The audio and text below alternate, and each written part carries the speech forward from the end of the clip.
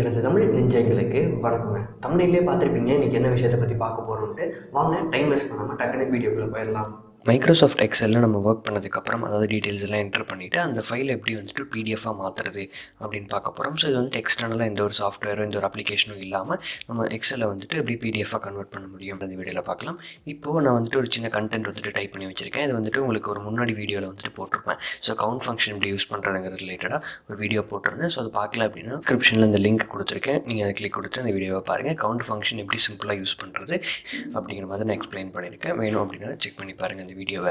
Okay, இப்போ இந்த இதை வந்துட்டு கம்ப்ளீட்டாக ஒரு பிடிஎஃப் ஃபைலை அப்படி நான் மாற்றணும் அப்படின்னு பார்க்கலாம். எனக்கு பிடிஎஃபாக மாற்ற வேண்டியதெல்லாம் பார்த்தீங்கன்னா நான் இப்போ செலக்ட் பண்ணியிருக்கேன் இல்லைங்களா. ஸோ இது மட்டும் எனக்கு பிடிஎஃபாக மாற்றினா போதும். ஸோ அதை மட்டும் நான் அப்படியே செலக்ட் பண்ணிக்கிறேன். ஜஸ்ட் உங்களுக்கு தெரியறதுக்காக நான் செலக்ட் பண்ணி வச்சுருக்கேன். ஓகே, இதை மட்டும் எப்படி நான் வந்துட்டு ஒரு பிடிஎஃபாக மாற்றுறது அப்படின்னு பார்த்தீங்கன்னா செலக்ட் பண்ணிவிட்டு ஃபைல் அப்படிங்கிறதுக்குள்ளே போங்க. இந்த இடத்துல பிரிண்ட் அப்படின்னு ஆப்ஷன் இருக்கும். அந்த பிரிண்ட் வந்துட்டு கிளிக் கொடுங்க. ஸோ பிரிண்ட் அப்படிங்கிற ஆப்ஷன் கீழே வந்தீங்கன்னா நீங்கள் பிரிண்டரோட கனெக்ட் ஆயிருந்துச்சு, அதாவது உங்ககிட்ட பிரிண்டர் இருக்குது, நீங்கள் யூஸ் பண்ணுற சிஸ்டம் லேப்டாப்பில் வந்துட்டு பிரிண்டர் கனெக்ட் ஆகிருக்கு அப்படிங்கிற பட்சத்தில் இந்த இடத்துல வந்துட்டு உங்களுக்கு பிரிண்டர் நேம்லாம் ஃபுல்லாக டிஸ்பிளே ஆகும். நீங்கள் பிரிண்டர் இருந்துச்சு அப்படின்னா அந்த பிரிண்டர் நேம் இங்கே வரும். பிரிண்டர் இல்லாத பட்சத்தில் மைக்ரோசாஃப்ட் பிரிண்ட் டு பிடிஎஃப் இது வந்துட்டு பிடிஎஃபாக ஃபைல் கன்வெர்ட் பண்ணுறதுக்காக வரும். ஸோ இப்போ வந்துட்டு ஃபைல் பார்த்தீங்கன்னா நான் ஃபுல்லாக வந்துட்டு எனக்கு அப்பியர் ஆகலை, அதாவது நான் செலக்ட் பண்ண கண்டென்ட் ஃபுல்லாக அப்பியர் ஆகலை, பாதி மட்டும்தான் இருக்குது. இந்த A4 ஷீட்டில் வந்துட்டு கரெக்டாக எனக்கு ஃபுல்லாக ஃபிக்ஸ் ஆகணும் எல்லா கண்டென்ட்டுமே. ஸோ அதுக்கு நான் என்ன பண்ணலான்னு பார்த்தீங்கன்னா சின்ன சின்ன ஆல்ட்ரேஷன்ஸ் பண்ணலாம். ஸோ ஆல்ட்ரேஷன்ஸ்லாம் இங்கே இருக்கக்கூடிய செட்டிங்ஸ் ஆப்ஷன் மூலிமா நம்ம பண்ணலாம். ஸோ இப்போ வந்துட்டு நான் A4 ஷீட்டில் தான் வந்துட்டு பண்ணணும். ஸோ இந்த இடத்துல வந்துட்டு லெட்டர் அப்படிங்கிற ஃபைல் சைஸில் இருக்குது. நான் அதில் போயிட்டு A4 அப்படிங்கிறத வந்துட்டு மாற்றிக்கிறேன். ஓகே, A4ல் மாற்றினாலும் எனக்கு வந்துட்டு பேப்பர் சைஸ் மாறிடுச்சு. பட் இன்னுமே கண்டென்ட்லாம் கரெக்டாக வரல. இது வந்துட்டு நான் லேண்ட்ஸ்கேப் ஓரியன்டேஷன் வந்துட்டு கொடுக்குறேன். ஸோ இப்போ லேண்ட்ஸ்கேப் கொடுத்தோடனே பார்த்தீங்கன்னா எனக்கு வந்துட்டு லேண்ட்ஸ்கேப்பில் எல்லா கண்டென்ட்டும் நான் செலக்ட் பண்ண கண்டென்ட்லாம் பர்ஃபெக்டாக ஃபிக்ஸ் ஆகிடுச்சு.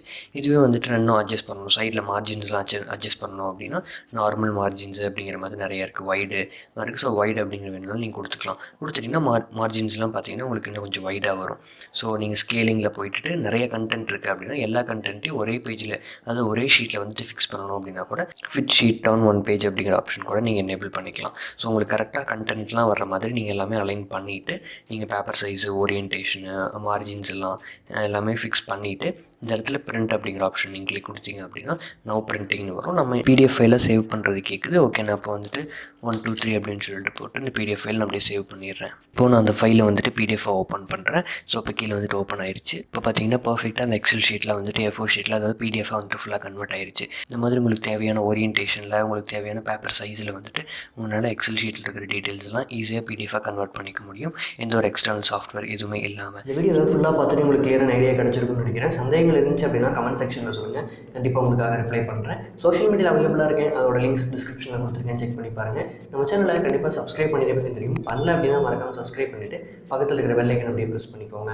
இந்த வீடியோ பிடிச்சிருந்துச்சு அப்படின்னா ஒரு லைக் கொடுங்க. நீங்கள் ஒவ்வொரு டைமும் லைக் பண்ணும்போது உங்களுக்கு இன்ஃபர்மேட்டிவான வீடியோஸ் நிறையா கொடுக்கணும் அப்படின்ட்டு மோட்டிவேட் பண்ணுது.